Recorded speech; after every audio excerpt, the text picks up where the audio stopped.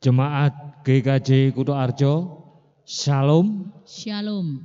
Majelis Jemaat mengucapkan terima kasih kepada jemaat yang berkenan mengikuti ibadah secara online pada saat ini. Jika jemaat rindu memberikan persembahan dapat ditransfer melalui rekening atas nama Bendahara GKJ Kutoarjo atau langsung ke kantor gereja pada saat jam kerja.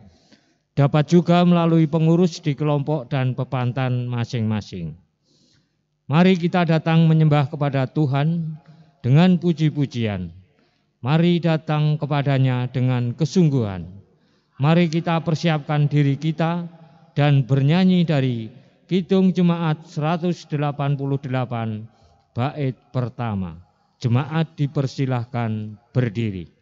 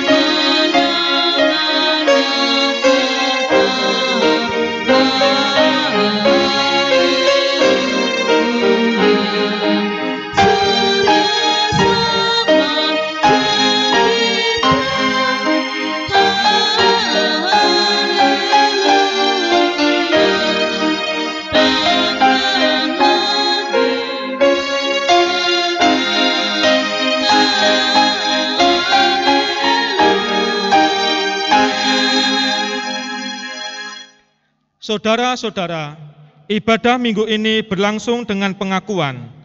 Pertolongan kita adalah dalam nama Tuhan yang menjadikan langit dan bumi, yang senantiasa setia dan tidak pernah meninggalkan perbuatan tangannya.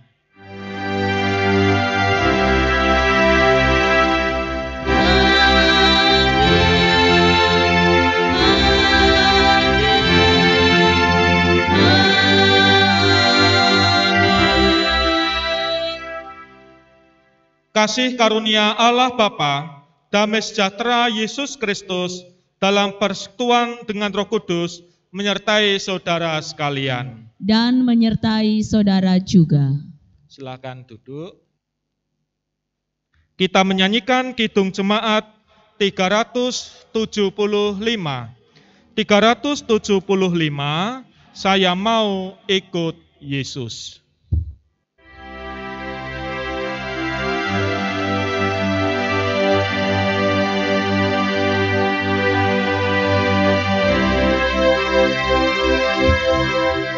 Saya mau ikut Yesus,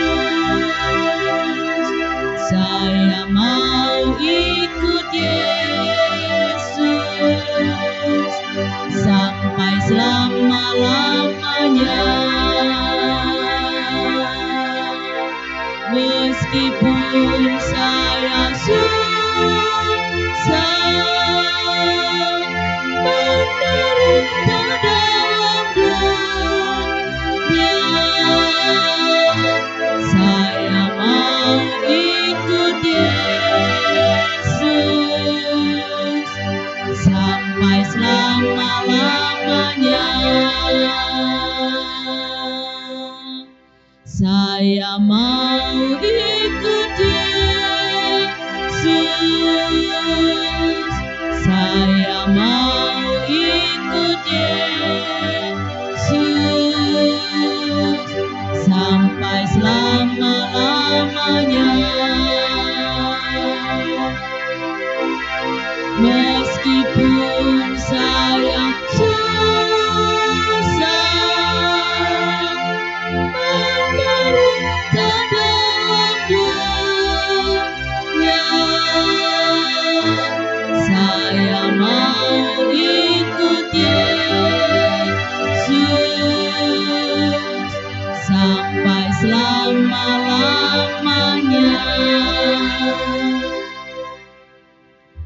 Mari kita berdoa. Ya Tuhan, perkenankan kami hendak mendengarkan sabda-Mu. Tuntun kami melalui pertolongan Roh Kudus. Dalam nama Tuhan Yesus kami berdoa. Amin. Saudara-saudara, bacaan Alkitab saat ini diambil dari Injil Lukas 24. Lukas 24 ayat 36 sampai 48.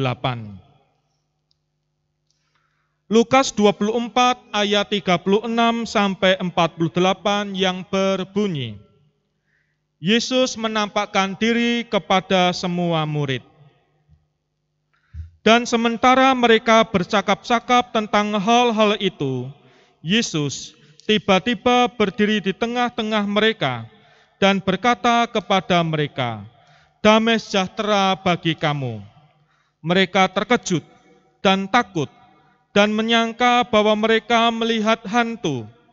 Akan tetapi ia berkata kepada mereka, "Mengapa kamu terkejut dan apa sebabnya timbul keraguan-raguan di dalam hati kamu? Lihatlah tanganku dan kakiku, aku sendirilah ini. Rabalah aku dan lihatlah, karena hantu tidak ada daging dan tulangnya seperti yang kamu lihat ada padaku." Sambil berkata demikian, ia memperlihatkan tangan dan kakinya kepada mereka. Dan ketika mereka belum percaya karena girangnya dan masih heran, berkatalah ia kepada mereka, "Adakah padamu makanan di sini?" Lalu mereka memberikan kepadanya sepotong ikan goreng. Ia mengambilnya dan memakannya di depan mata mereka. Ia berkata kepada mereka, "Inilah perkataanku yang telah kukatakan kepadamu ketika aku masih bersama-sama dengan kamu, yakni bahwa harus digenapi semua yang ada tertulis tentang aku dalam kitab Taurat Musa dan kitab Nabi-Nabi dan kitab Mazmur." Lalu ia membuka pikiran mereka sehingga mereka mengerti kitab suci. Katanya kepada mereka, "Ada tertulis demikian, Mesias harus menderita dan bangkit dari antara orang mati pada hari yang ketiga. Dan lagi, dalam namanya, berita tentang pertobatan dan pengampunan dosa harus disampaikan kepada segala bangsa, mulai dari Yerusalem. Kamu adalah saksi dari semuanya ini." Demikian sabda Tuhan, berbahagialah orang yang mendengar sabda Tuhan dan tekun melaksanakannya. Terpujilah Kristus, haleluya.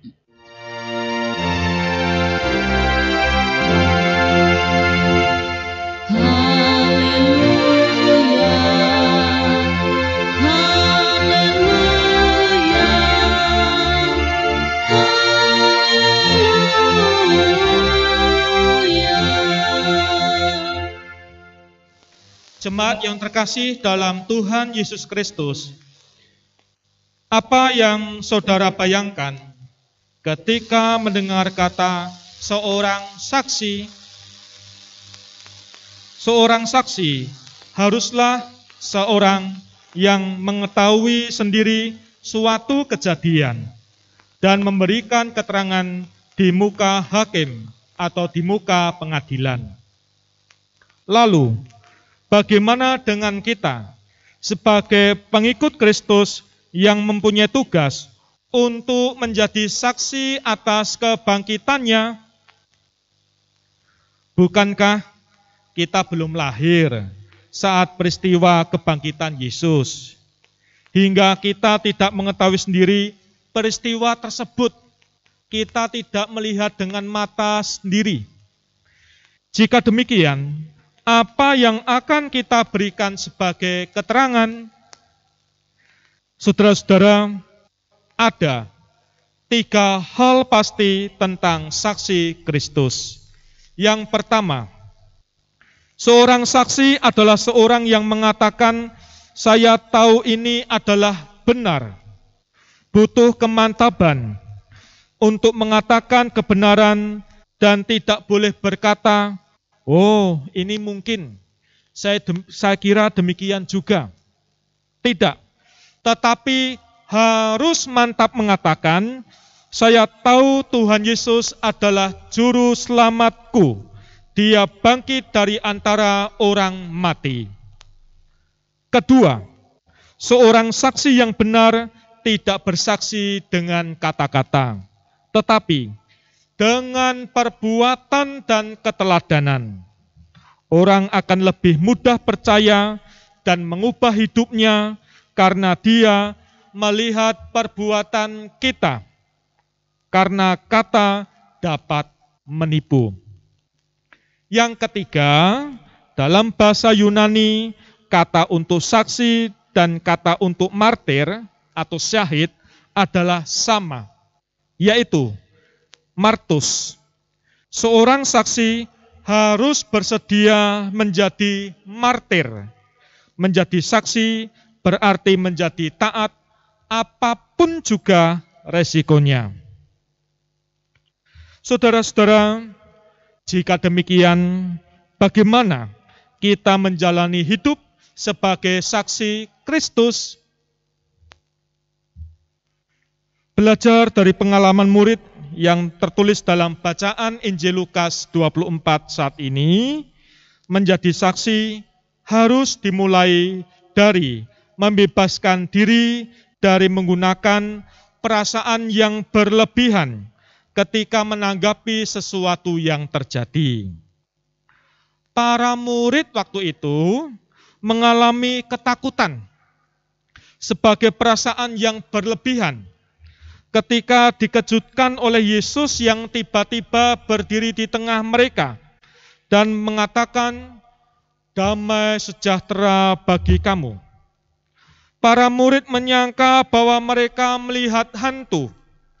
Perasaan yang berlebihan ini juga terjadi pada murid karena saking girangnya mereka menyaksikan bahwa yang dianggap hantu itu ternyata adalah Yesus. Nah, sebagai pengikut Kristus saat ini, kita juga jangan sampai merasa takut akan kesulitan sebagai perasaan yang berlebihan. Baik ketika kita sadar, tidak mengetahui peristiwa atau kejadiannya secara langsung, ataupun ketika kita merasa takut dan merasa sulit untuk mewujudkannya. Saudara, mengapa demikian? Karena menjadi pengikut Kristus itu adalah karunia, anugerah Allah, pemberian Allah. Dalam 1 Yohanes 3 ayat 1 menyebut bahwa para pengikut Kristus adalah anak-anak Allah. Sebutan anak-anak Allah adalah wujud karunia dan pemberian Tuhan yang memang tidak bisa diusahakan oleh manusia sendiri. Hal demikian menjadikan para pengikut Kristus sebagai yang istimewa karena berbeda dengan dunia. Tetapi yakin, apabila Kristus menyatakan diri kelak menjadi sama dengan Dia yang suci. Saudara, pengikut Kristus adalah orang-orang yang sudah disucikan oleh tubuh dan darah Kristus yang telah disalibkan, namun bangkit kembali pada hari yang ketiga. Kristus yang sudah bangkit itu yang memberikan tugas kepada para murid untuk memberitakan pertobatan dan pengampunan dosa kepada semua manusia. Ini mengandung pengertian bahwa Yesus telah bangkit, itu tetap mengasihi dan memanggil manusia kita semua untuk bertobat dan memberikan pengampunan. Saudara-saudara, maka mari saat ini kita mengubah pusat dan arah hidup kita sebagai wujud pertobatan. Bahwa kehidupan ini tidak berpusat dan mengarah pada diri kita sendiri, tetapi berpusat kepada Tuhan. Nah, belajar dari Petrus dan Yohanes yang tidak mau menjadi pusat keyakinan orang banyak yang mengerumuni mereka. Orang banyak waktu itu menganggap bahwa Petrus dan Yohanes telah melakukan mujizat penyembuhan orang lumpuh. Tetapi Petrus menyatakan, "Hai orang Israel, mengapa kami heran tentang kejadian itu? Dan mengapa kamu menatap kami seolah-olah kami membuat orang ini berjalan karena kuasa atau kesalehan kami sendiri?" Kisah Para Rasul 3 ayat 12. Saudara, namun Allah telah mengutus Yesus yang mempunyai kuasa untuk membuat orang lumpuh itu berjalan. Yesus, sang pemimpin hidup dan sumber hidup yang menjadi pengakuan Petrus, sembari mewujudkan perubahan pusat dan arah hidup kepada Tuhan. Mari saudara-saudara, kita mewujudkan kesaksian dan semakin memperkuat keyakinan bahwa Yesus Tuhan kita adalah sumber dan pusat hidup. Selamat bersaksi menjadi saksi Kristus. Amin. Jemaat yang dikasihi Tuhan, marilah kita bangkit berdiri. Mari kita menyatakan pengakuan iman kita menurut pengakuan iman rasuli.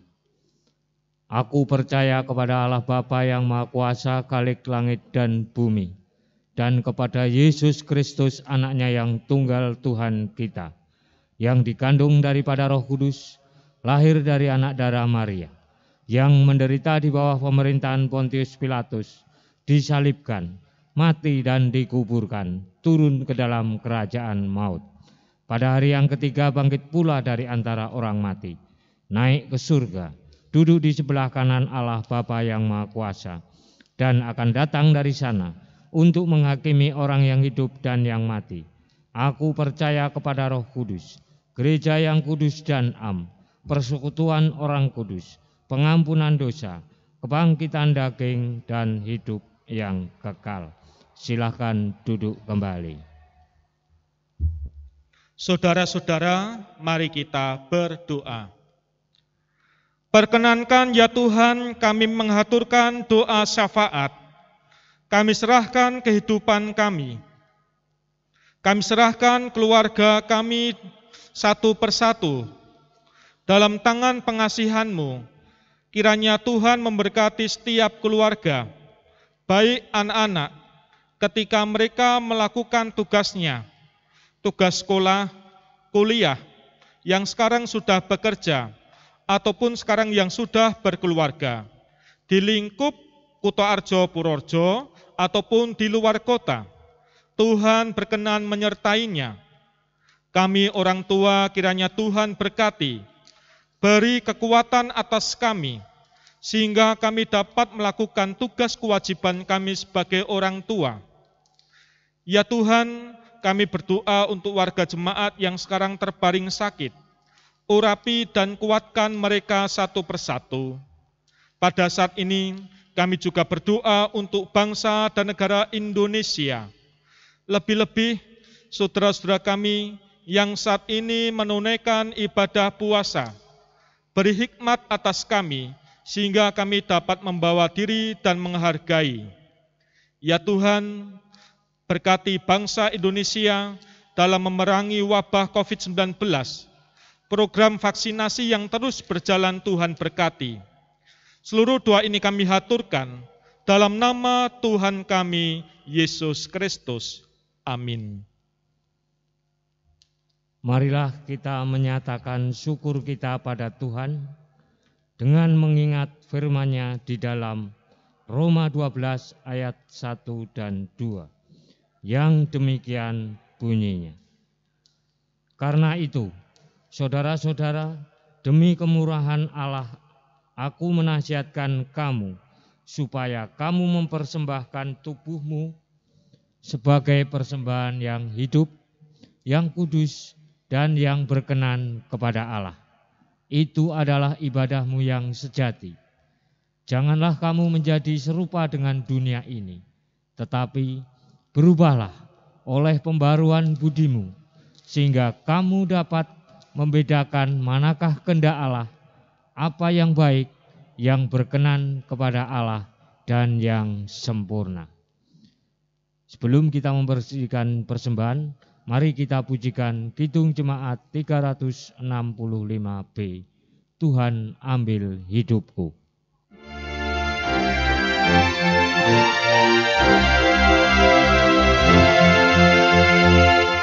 Tuhan ambil hidupku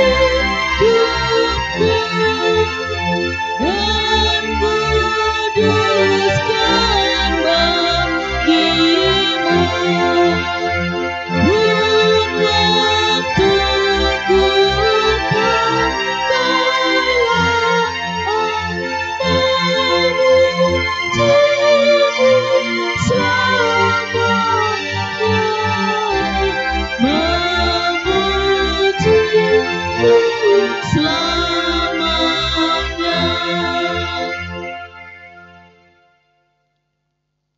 Dengan bangkit berdiri, mari kita serahkan persembahan ini di dalam doa.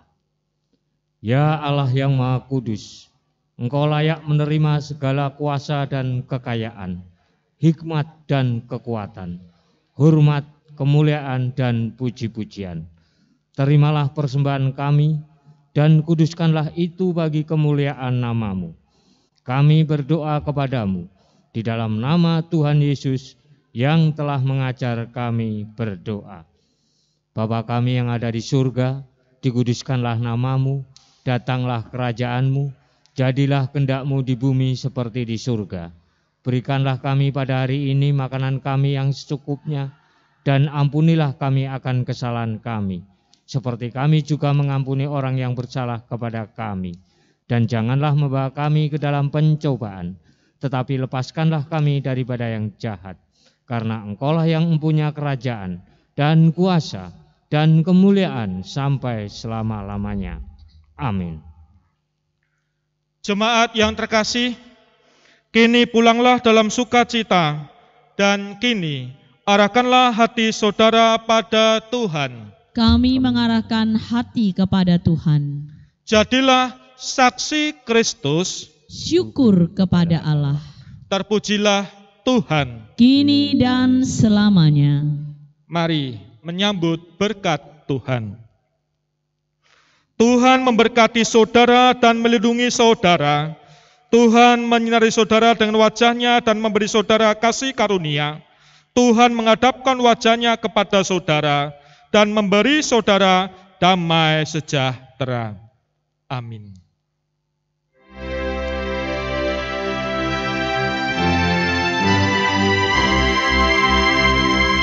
Haleluya.